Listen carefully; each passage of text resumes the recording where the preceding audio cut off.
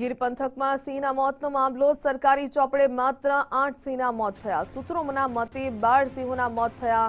અધિકારીઓ પર આંકડો છુપાવવાનો આક્ષેપ। સરકારે પીસીસીએફને ગીરમાં રહેવા માટે આદેશ આપ્યો। સિંહોના મોતનો રિપોર્ટ 3 દિવસથી અધ્ધરતાલ જોવા મળી રહ્યો છે। સેમ્પલ લીધા છતાં રિપોર્ટ જાહેર ન કરાયો। અધિકારીઓને મીડિયાને માહિતી ન આપવા માટે પણ સૂચના। આરએફઓથી લઈને સીએફ સુધીના અધિકારીઓ પર પ્રેશર। માહિતી લીક ન કરવા માટે ફોરેસ્ટરોના મોબાઈલ પણ ચેક કરવામાં આવ્યા।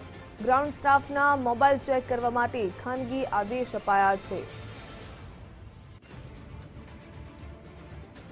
વધુ વિગત મેળવીએ સંવાદદાતા જૈનિક સોજિત્રા પાસેથી।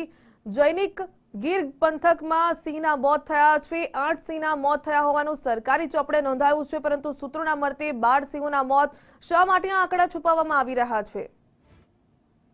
છેલ્લા ઘણા સમયથી ધારી ગીર પૂર્વ ગીર પશ્ચિમના મામલે અત્યાર સુધીના સૌથી મોટા સમાચાર કહી શકાય કે વન વિભાગના દાવા પ્રમાણે માત્ર 8 સિંહના જ મોત અને વન વિભાગના સૂત્રો પાસેથી મળતી માહિતી મુજબ 12 સિંહના મોત થયા। સ્થાનિક અધિકારીઓ દ્વારા મોતનો આંકડો છુપાવતા રાજ્ય સરકારે પીસીસીએફને ગીરમાં રહેવાના આદેશ આપ્યો હતો।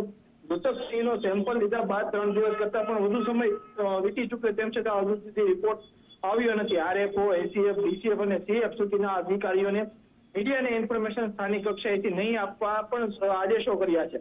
ત્યારે માહિતી બહાર ન જાય તે માટે આરએફઓ કક્ષાના અધિકારીઓ ગ્રાઉન્ડ ઉપર રહેલા સ્થાનિક ફોરેસ્ટ ગાર્ડ સહિતના વ્યક્તિઓના મોબાઈલ ચેક કરવાની ખાનગી સૂચના પણ આપી દેવામાં આવી છે। જી, ધન્યવાદ જાણકારી બદલ।